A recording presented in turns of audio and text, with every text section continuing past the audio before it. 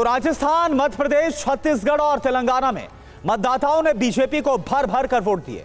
2023 में बीजेपी ने जीत की हैट्रिक लगा दी। बीजेपी को मिली जीत से गदगद होकर पीएम नरेंद्र मोदी ने जनता जनार्दन को नमन किया और जीत को नारी शक्ति के नाम कर दिया। लेकिन नतीजों से पहले सवेरे से कई दिलचस्प तस्वीरें दिखाई दी।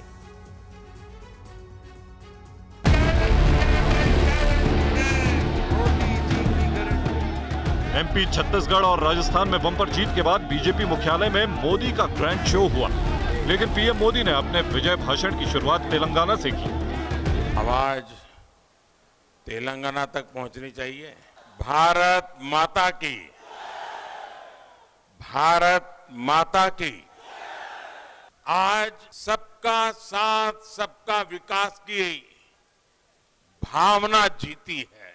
आज विकसित भारत के आह्वान की जीत हुई है। आज आत्मनिर्भर भारत के संकल्प की जीत हुई है। पीएम मोदी ने कहा कि इस चुनाव में देश को जातियों में बांटने की कोशिश हुई, लेकिन आज देश के हर वोटर की जीत हुई। देश को जातियों में बांटने की बहुत कोशिशें हुई, लेकिन मैं लगातार कह रहा था कि मेरे लिए देश में 4 जातियां ही सबसे बड़ी जातियां हैं। और जब मैं इन 4 जातियों की बात करता हूं, हमारी नारी शक्ति, हमारी युवा शक्ति, हमारे किसान और हमारे गरीब परिवार,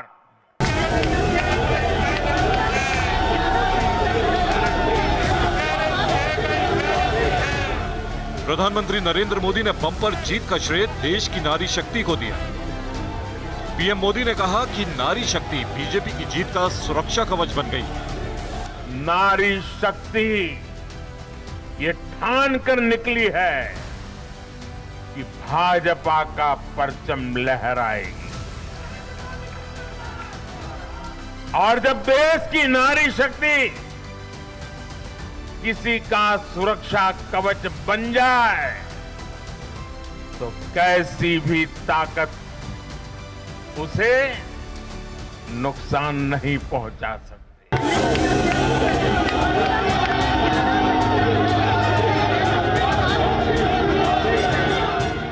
बीजेपी हेडक्वार्टर में जीत का जश्न मनाने के लिए बीजेपी के हजारों कार्यकर्ता पहुंचे थे। पीएम मोदी के आते ही फोन की हजारों फ्लैशलाइट ऑन हो गई और लोग मोदी है तो मुमकिन है कि नारे लगाने लगे। बीजेपी हेडक्वार्टर में पीएम मोदी ने इससे आगे का नारा दे दिया। विजय भाषण में मोदी ने कहा कि मोदी की गारंटी, गारंटी पूरा होने की गारंटी। मोदी की गारंटी यानी गारंटी पूरा होने की गारंटी। पीएम मोदी ने 2023 के विजय भाषण में 2024 का भी जिक्र कर दिया। साफ साफ कहा कि 3 राज्यों में 2024 में जीत की हैट्रिक की गारंटी दे दी। कुछ लोग तो कह रहे हैं कि आज की इस हैट्रिक ने 24 की हैट्रिक की गारंटी दे दी है।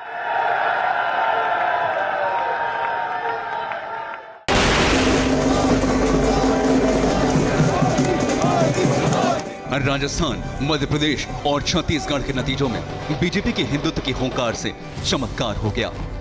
लेकिन इस चमत्कार की उम्मीद कांग्रेस को थी।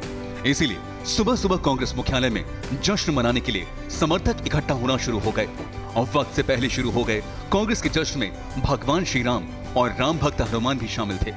श्री राम और हनुमान की झांकी के साथ सवेरे सवेरे कांग्रेस दफ्तर में ढोल नगाड़े बजना शुरू हो गए थे। लेकिन दोपहर के 12 बजते वहां सन्नाटा पसर गया और यह जश्न बीजेपी मुख्यालय पर शिफ्ट हो गया।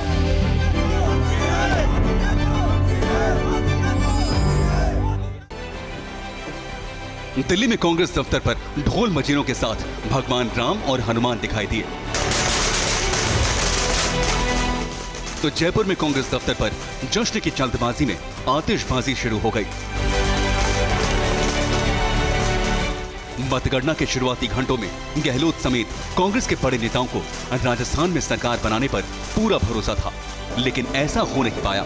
राजस्थान में रोटी पलटने का रिवाज कायम रहा और सवेरे जो आतिशबाजी और जश्न कांग्रेस दफ्तर में हो रहा था, वो जयपुर के बीजेपी दफ्तर में शिफ्ट हो गया।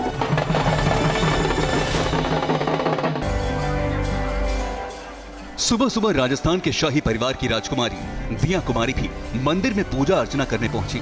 दिया कुमारी को मतदाताओं और ईश्वर का आशीर्वाद मिला और वो जयपुर की विद्याधर नगर सीट पर बड़े अंतर से जीत गईं। दिया कुमारी राजसमंद से सांसद भी हैं, लेकिन उन्हें खास रणनीति के तहत राजस्थान भेजा गया।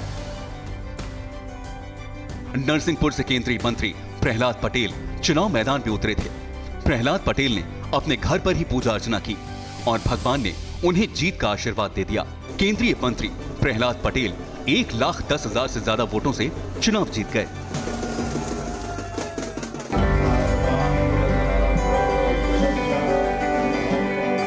जीत का आशीर्वाद मांगने बीजेपी और कांग्रेस के कई प्रत्याशी और बड़े नेता सवेरे सवेरे उज्जैन में महाकाल के दरबार में पहुंच गए। कैलाश विजयवर्गीय ने महाकाल का अभिषेक करवाया और इंदौर 1 विधानसभा सीट से बम्पर जीत हासिल की। मध्य प्रदेश के गृह मंत्री रहे नरोत्तम मिश्रा भी जीत का आशीर्वाद लेने के लिए सवेरे सवेरे मंदिर पहुंच गए, लेकिन उन्हें जीत का आशीर्वाद नहीं मिल सका।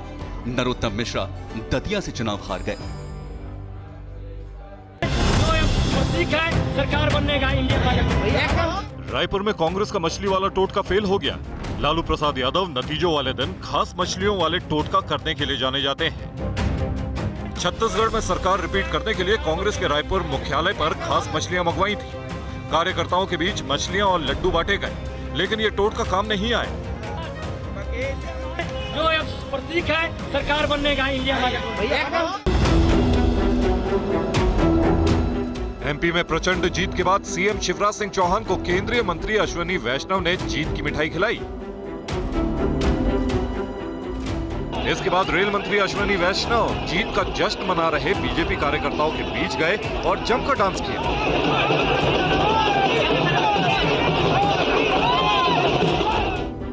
शिवराज सिंह चौहान से मिलने ज्योतिरादित्य सिंधिया पहुंचे। सिंधिया ने भी शिवराज सिंह चौहान को मिठाई खिलाई और लाडली बहन योजना को गेम चेंजर कहा।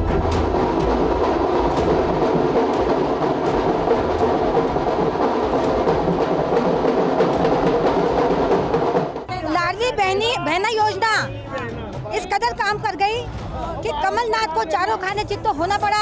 सभी बहनें चाहती हैं कि हमारे शिवराज सिंह चौहान भाई साहब फिर से सीएम बने।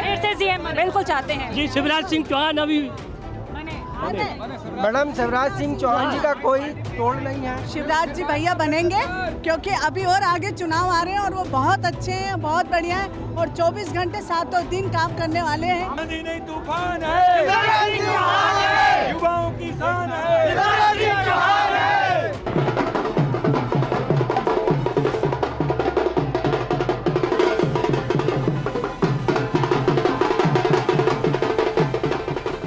पीएम मोदी और एमपी के सीएम शिवराज सिंह चौहान ने इस जीत का श्रेय महिला शक्ति को दिया, तो जयपुर, रायपुर, भोपाल से लेकर दिल्ली तक महिला बीजेपी कार्यकर्ताओं ने जमकर जश्न मनाया।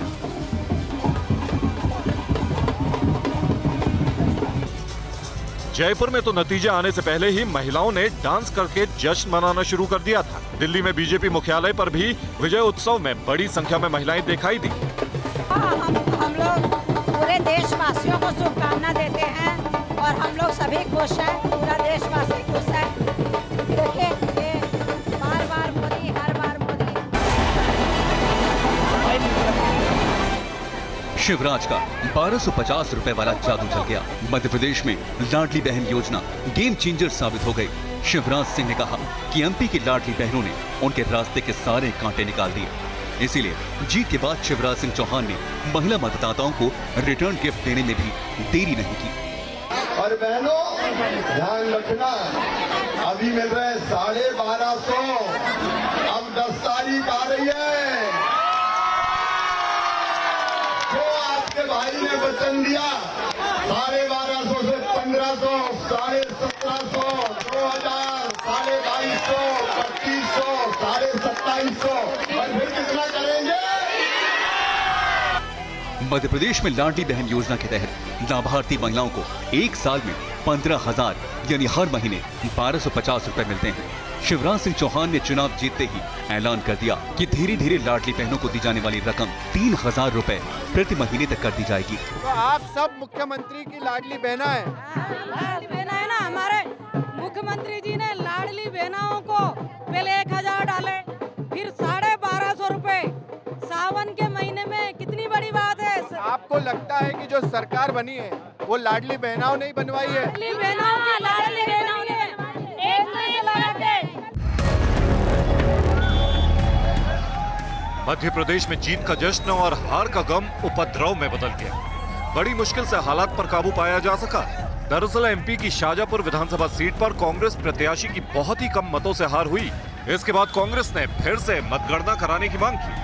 ईवीएम के साथ डाक वोटों की दोबारा काउंटिंग, लेकिन रिकाउंटिंग में भी कांग्रेस की हार हुई तो बीजेपी और कांग्रेस कार्यकर्ता के बीच हंगामा शुरू हो गया।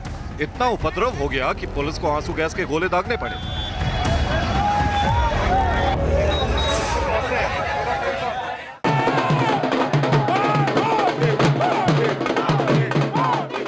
कांग्रेस को सबसे करारी चोट छत्तीसगढ़ में लगी है।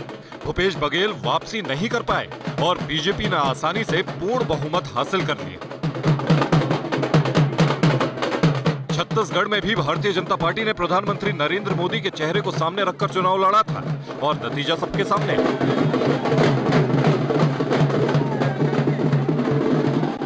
छत्तीसगढ़ में कमल खिल गया। बम्पर जीत के बाद रायपुर में बीजेपी प्रदेश कार्यालय के बाहर जमकर जश्न मनाया गया। बीजेपी कार्यकर्ता ढोल नगाड़े के बीच जय श्री राम के नारे लगाते हुए नाचने लगे। यहाँ पर जय श्री राम के नारे लगाए जा रहे हैं। किस तरह से बीजेपी कार्यकर्ताओं के अंदर जो है वो उत्साह है।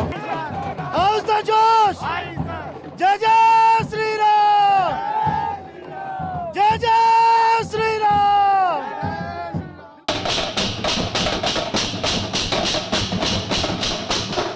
राजस्थान, मध्य प्रदेश और छत्तीसगढ़ में कांग्रेस की बड़ी हार हुई, लेकिन तेलंगाना में कांग्रेस ने स्पष्ट बहुमत हासिल कर लिया। नतीजों का ऐलान होने से पहले ही कांग्रेस के हैदराबाद हेडक्वार्टर में लड्डू डांस शुरू हो गया।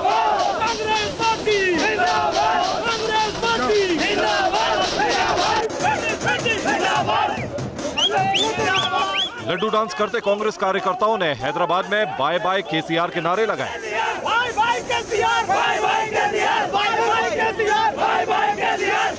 तेलंगाना में मिले स्पष्ट बहुमत ने राजस्थान और छत्तीसगढ़ में कांग्रेस को लगी चोट पर मरहम लगाने का काम किया। इसलिए हैदराबाद के कांग्रेस हेडक्वार्टर में एक महीने बाद फिर दिवाली आ गई। कांग्रेस कार्यकर्ताओं ने जमकर आतिशबाजी की।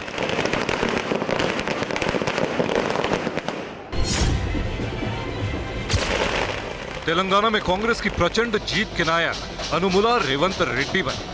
उपचुनावों में अपमानजनक हार के बाद कुछ महीने पहले तक तेलंगाना में कांग्रेस कमजोर नजर आ रही थी, लेकिन तेलंगाना प्रदेश कांग्रेस कमेटी के अध्यक्ष रेवंत रेड्डी ने कमाल कर दिया।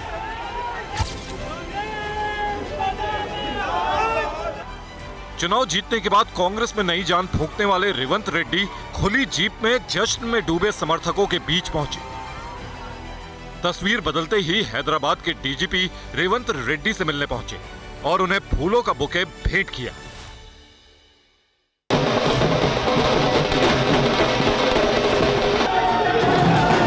एमपी, राजस्थान और छत्तीसगढ़ में बम्पर जीत के बाद बीजेपी और तेलंगाना में कांग्रेस का विजय उत्सव शुरू हो गया। दूसरी ओर हार के बाद के चंद्रशेखर राव, भूपेश बघेल और अशोक गहलोत ने मुख्यमंत्री पद से इस्तीफा दे दिया।